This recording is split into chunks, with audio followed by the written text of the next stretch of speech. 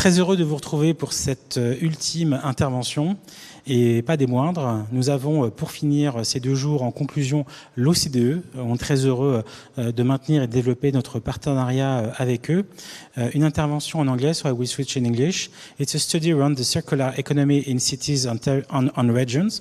We have with us Oriana Romano. Hi Oriana, are you with us? Hello, hi Vincent. Hi, bonjour à tous. So the idea for the next 10 minutes is to share part of the circular economy reports that you've been able to release a few times ago and give the OECD perspective around it. The floor is yours. Yes, thank you very much, Vincent. I'm very happy to be here and share the result of this study on the circular economy in cities and regions that was just published a month ago. This is the result of 2 years of interviews, a survey, in-depth studies in several cities and regions. So I'm very glad to be able to share the results with you today. I'm Oriana Romano, as Vincent said.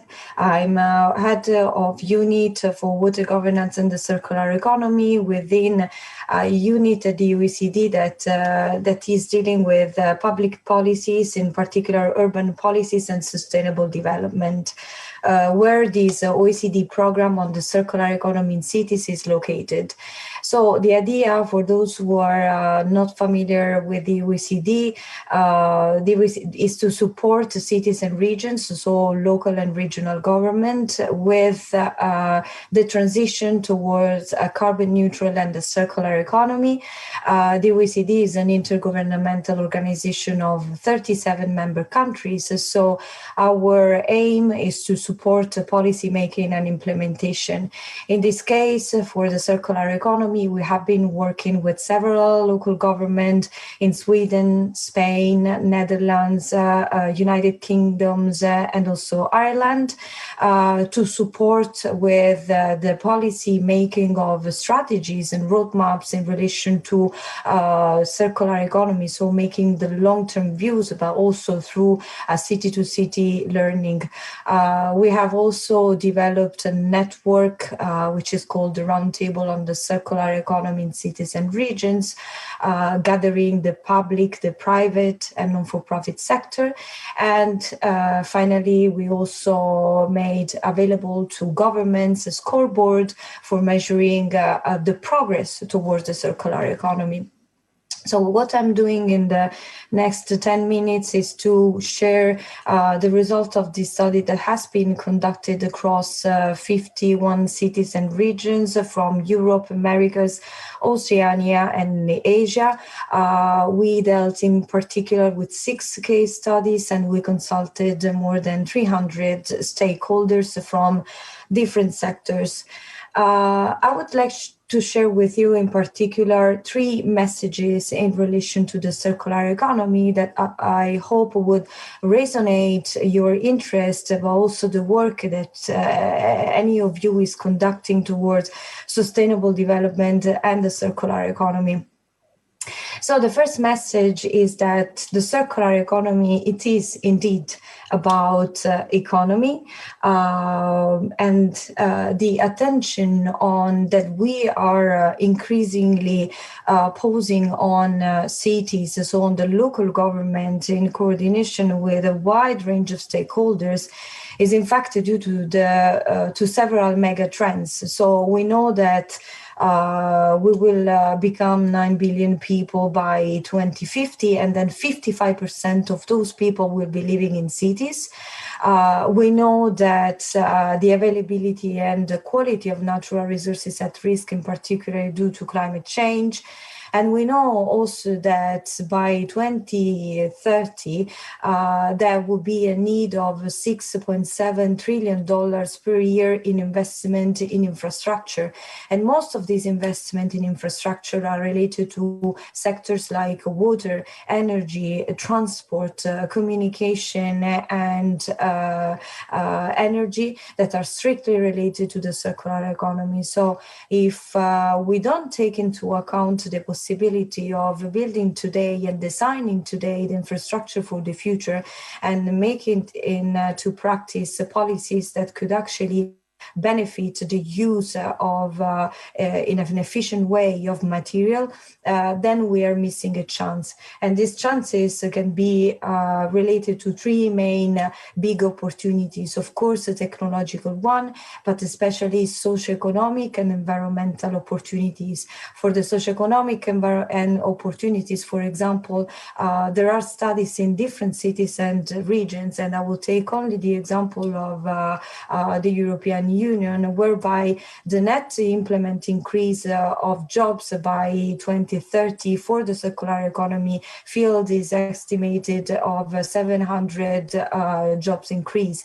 If we look at the effect on climate change, and for example, we consider the case of Scotland, we know that some projection shows that 11 million tons of CO2 will be saved per year by 2050, including circular economy principles in key sectors like, for example, the construction sector.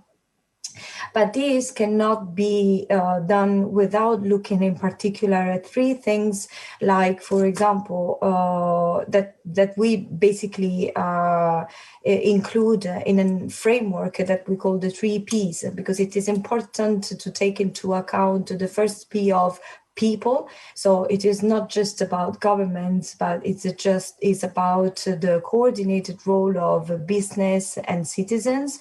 The circular economy is very much a shared responsibility. The second P is about places, because we talk about cities, but in reality, we have to take into account a functional approach between urban and rural areas, where things are produced and consumed across the value chain of production, distribution, transport, and end of life. And we have also to consider the policies, because the circular economy is very much a systemic thing, even though policies nowadays are conceived much more in silos than in a systemic fashion. Like, for example, in terms of policies in relation to water, to energy, to waste, to building standards and construction, or even spatial planning. When we look at the results of this survey that I mentioned across several, around 50 cities and regions in several OECD member countries, we see that one major driver for the circular economy is climate change, followed by economic change and job creation. So we have to take into account these three main aspects when we look at the transition, and many cities are doing so. So the second message is to start up and scale up.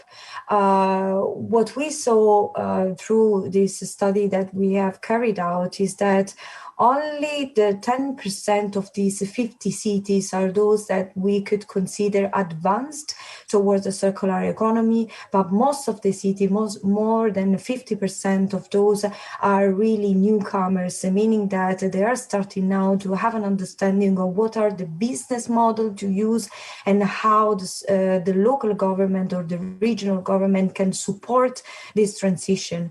51% of the cities are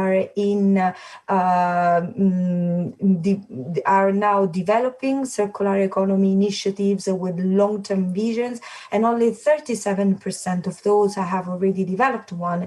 This is the case of Amsterdam, London, Paris, and many other cities are developing strategies in connection to climate neutral strategies or waste management strategies, for which now there is a transition from waste to resources.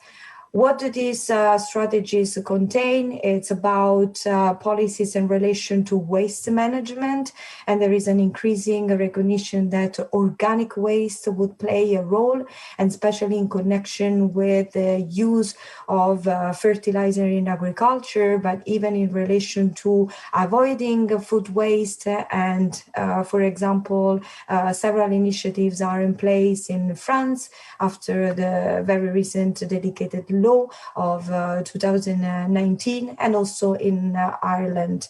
There are several policies in relation to build environment, especially looking at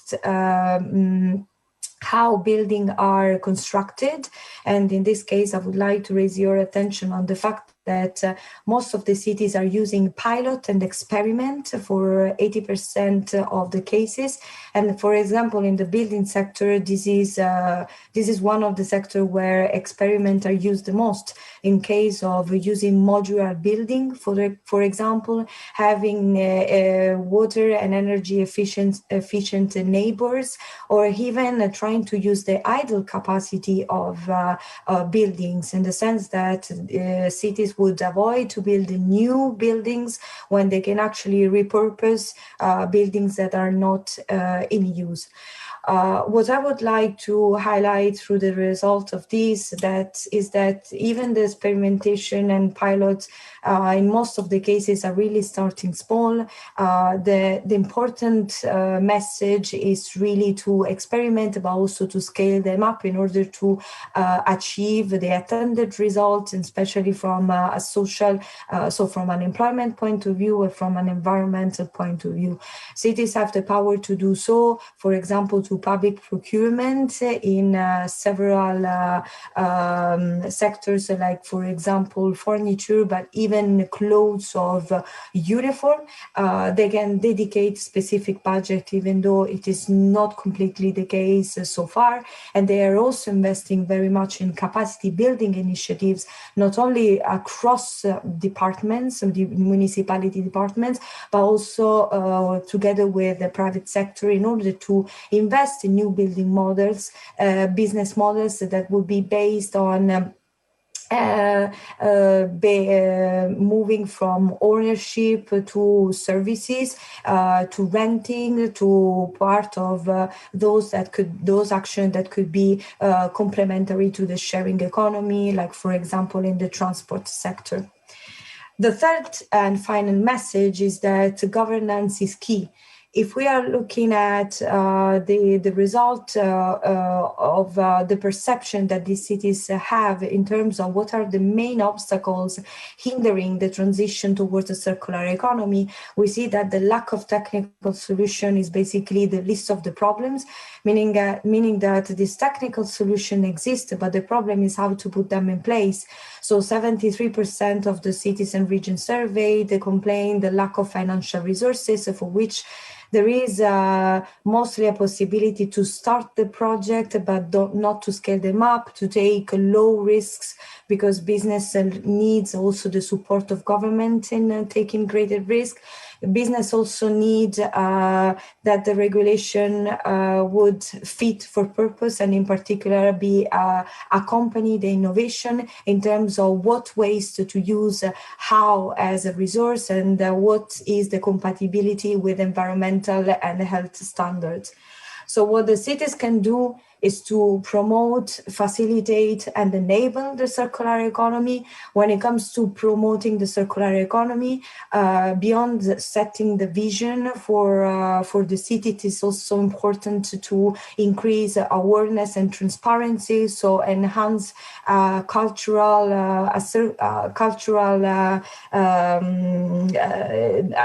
circular culture for citizens, but also for business, using and reusing material, making sure that the product and goods are used as their most, so that they stay in use for as long as possible, in order to avoid the extraction on primary material, but also to make sure that there is the possibility of reusing those material and goods. It's important for the cities to facilitate, so to coordinate across the levels of government. There are many cities that coordinate with national government in which the circular economy strategies exist already. This is the case of France. This is the case of the Netherlands. This is the case of very recently for Spain. So we have several examples in the OECD countries. It's also important to engage stakeholders and to make sure that the policies for different sectors are coordinated. And finally, cities can enable the circular economy through proper regulation to make sure that financing tools are allocated across businesses. There are several ways to do so, for example, through grant revolving funds, like, for example, in the case of Amsterdam, venture capital, for example, in the case of London. And all this financing should be accompanied with capacity building tools, so supporting supporting businesses in developing a business model that could last in time, support innovation through research and development, and also data and evaluation. And talking about data, I would just like to conclude by mentioning the scoreboard on governance of the circular economy that we developed to support cities and regions with this endeavor, in order for them to self-assess the level of advancement towards each of the dimensions that I just mentioned. So how far they are in advancing towards a strategic vision, engaging stakeholders, and this will really help to have an understanding of where the gaps are, so what are the challenges, and what can be improved. Should you like to have further information, I invite you to contact me, to read the report, and also to check out our website, where all the latest information will be available. Thank you very much for your attention. Thank you very much, Oriana, for your time and for the share of this report on this research. And for all the one who would like to get the report, please connect online to download the report. Thank you very much, and talk soon.